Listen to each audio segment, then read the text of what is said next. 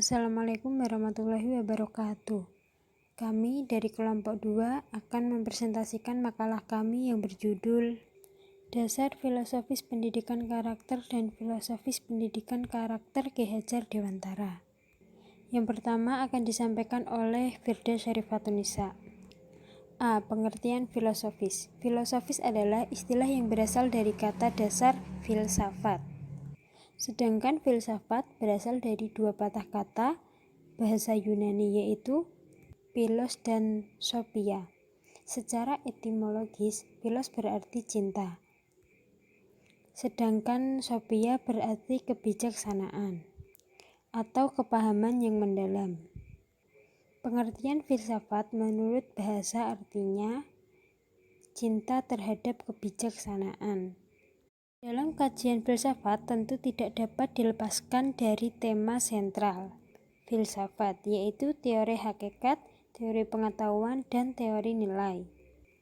Herodotus mengemukakan pengertian filsafat yang lebih luas dengan mengemukakan konsep dengan 5 pengertian filsafat. Ia mengemukakan pengertian filsafat sebagai berikut. Filsafat adalah sekumpulan sikap dan kepercayaan terhadap kehidupan dan alam yang biasanya diterima secara kritis.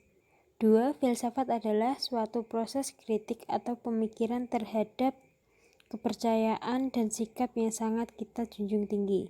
3. Filsafat adalah usaha yang mendapatkan gambaran keseluruhan. 4.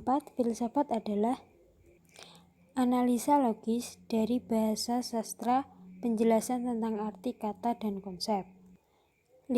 Filsafat adalah sekumpulan problema-problema yang langsung mendapat perhatian dari manusia dan dicairkan jawabannya oleh ahli filsafat. B. Definisi pendidikan karakter. Pendidikan karakter terdiri dari dua kata, yaitu pendidikan dan karakter. Menurut Ki Hajar Dewantara, pendidikan adalah daya upaya untuk memajukan pertumbuhan budi pekerti, pikiran, dan tubuh anak. Definisi ini yang menjadi konsep dasar bahwa proses pendidikan adalah merupakan proses yang mengembangkan potensi siswa secara total dan seimbang. Proses pendidikan sendiri tidak hanya mengembangkan aspek intelektual atau pengetahuan saja, melainkan juga harus mengembangkan sikap, moralitas, dan keterampilan.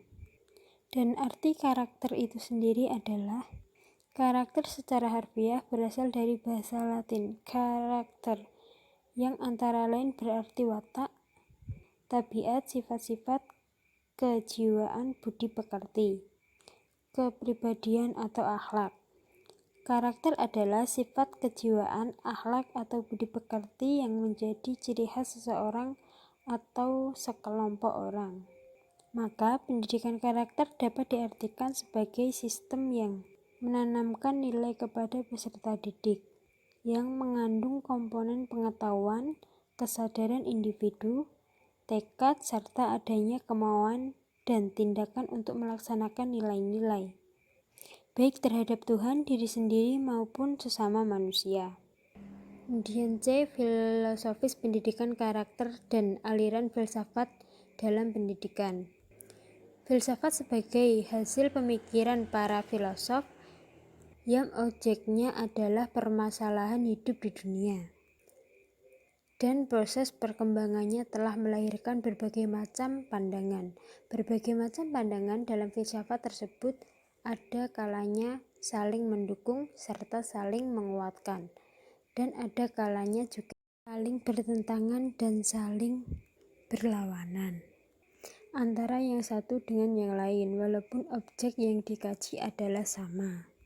Demikian pula halnya dengan filsafat pendidikan sebagai nilai-nilai dan keyakinan-keyakinan filsafat yang menjiwai, mendasari, memberikan identitas serta karakteristik sistem pendidikan. Di antaranya yaitu filosofis pendidikan karakter dan aliran dalam pendidikan. Selanjutnya akan disampaikan oleh Mas Eko. Selanjutnya adalah Filosofi pendidikan karakter. Filosofi pendidikan karakter itu terbagi menjadi 3, yaitu kerangka besar teori. Yang pertama teori pengalaman, yang kedua teori hakikat, dan yang ketiga teori nilai. Pada ketiga tersebut itu terdapat 2 cabang, yang dimana dari teori nilai yang bersifat filsafat etika dan filsafat estetika. Filsafat etika tersendiri itu membicarakan tentang persoalan dalam kerangka baik buruk, sedangkan estetika itu membicarakan tentang keindahan. Pada dasarnya etika dan estetika itu memiliki titik kesamaan, yaitu kebudayaan. Secara rincinya lagi, pendidikan itu sebuah tindakan yang mendasar atau fundamental yang memiliki tujuan memanusiakan manusia. Dalam pendidikan itu untuk hal kehidupan itu yang utama dilakukan adalah menanamkan karakter dan nilai-nilai kehidupan. Pendidikan karakter tersendiri itu perlu karena dapat mengembalikan filosofi dasar pendidikan. Selanjutnya nilai itu merupakan sifat yang berharga dari suatu hal, berupa benda atau pribadi yang memenuhi kebutuhan elementer manusia. Selaras dengan pemikiran ini, Hans Jonas itu mengatakan bahwa nilai adalah sesuatu yang selalu kita setujui. Jadi pendidikan nilai merupakan manifestasi dari nilai merupakan kebenaran atau realitas sejati. Sesungguhnya yang disebut dengan kebenaran sejati adalah suatu yang tidak berubah dan tidak tergantung pada ruang dan waktu, serta bersifat universal atau umum. Berpijak pada pola kandungan filsafat, maka pendidikan karakter juga mengandung 3 unsur. Yang pertama yaitu dasar ontologis pendidikan karakter, yaitu berdasar pada aspek realitas yang dijangkau teori dan pendidikan karakter melalui pengalaman panca indera. Objek material pendidikan karakter adalah manusia seutuhnya. Sistem nilai harus terwujud dalam hubungan inter dan antar pribadi yang menjadi syarat mutlak. Selanjutnya adalah dasar epistemologis pendidikan karakter. Dasar epistemologis diperlakukan oleh pendidikan karakter atau pakar pendidikan karakter demi mengembangkan ilmunya secara produktif dan tanggung jawab. Inti dasar epistemologis ialah dapat ditentukan bahwa dalam menjelaskan objek formalnya, telaah pendidikan karakter tidak hanya mengembangkan ilmu terapan, melainkan menuju kepada telaah teori dan pendidikan karakter sebagai ilmu otonom. Dan selanjutnya dasar aksiologis pendidikan karakter. Kemanfaatan teori pendidikan karakter tidak hanya perlu sebagai ilmu yang otonom, tapi juga diperlukan untuk memberikan dasar yang sebaik-baiknya agar bagi pendidikan sebagai proses menjadikan manusia sebagai manusia yang seutuhnya. Tetapi pendidikan bukanlah bagian dari iptek, namun harus diakui bahwa pendidikan karakter belum jauh pertumbuhannya dibandingkan dengan kebanyakan ilmu sosial dan ilmu perilaku. Yang selanjutnya aliran filsafat dalam pendidikan. Ada 5 aliran dalam filsafat pendidikan. Yang pertama adalah esensialisme.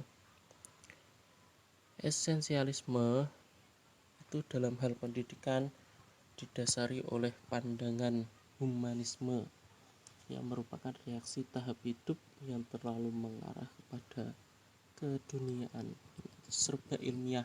Tugas pendidikan sebagai perantara dan membawa nilai-nilai yang ada dalam gudang di luar ke dalam jiwa peserta didik. Isi pendidikannya mencakup pengetahuan, kesenian, dan segala hal yang mampu menggerakkan kehendak manusia. Yang selanjutnya adalah perennialisme. Perennialisme itu merupakan kepercayaan filsafat yang berpegang pada nilai-nilai dan norma-norma yang bersifat abadi. Aliran ini mengandung pendidikan bukan sebagai imitasi kehidupan, namun merupakan suatu upaya untuk mempersiapkan kehidupan. Yang selanjutnya adalah progresivisme. Aliran ini menghendaki tujuan pendidikan diartikan sebagai rekonstruksi pengalaman yang terus-menerus, yaitu agar peserta didik dapat berbuat sesuatu yang mampu mengadakan penyesuaian serta penyesuaian kembali dengan tuntunan dari lingkungan. Tugas pendidikan menurut aliran ini yaitu progresivisme adalah meneliti sejelas-jelasnya kesanggupan manusia serta menguji kesanggupan tersebut dalam pekerjaan praktis. Dan selanjutnya adalah aliran rekonstruksionisme. Aliran ini merupakan aliran yang berusaha merombak tata susunan lama dengan membangun tata susunan hidup kebudayaan yang bercorak modern. Yang selanjutnya aliran eksistensialisme. Eksistensialisme sendiri itu aliran filsafat yang pahamnya berpusat pada manusia sebagai individu sendiri-sendiri yang mana bertanggung jawab atas kemauannya yang bebas tanpa memikirkan secara mendalam. Yang selanjutnya aliran eksistensialisme ini menghendaki agar pendidikan selalu melibatkan peserta didik dalam mencari pilihan-pilihan untuk memenuhi kebutuhannya masing-masing. Filosofi pendidikan berkarakter menurut Ki Hajar Dewantara. Ki Hajar Dewantara merupakan bapak pendidikan nasional. Hal itu karena beliau merupakan seorang tokoh yang tanpa jasa memerdekakan Indonesia. Ki Hajar Dewantara berasal dari lingkungan keluarga Keraton Yogyakarta, yang mana lahir pada tanggal 2 Mei 1889 di Yogyakarta dan meninggal pada usia 69 tahun yang bertepatan pada tanggal 26 April 1959 di Yogyakarta. Ki Hajar Dewantara pernah melontarkan konsep belajar 3 dinding, yang mana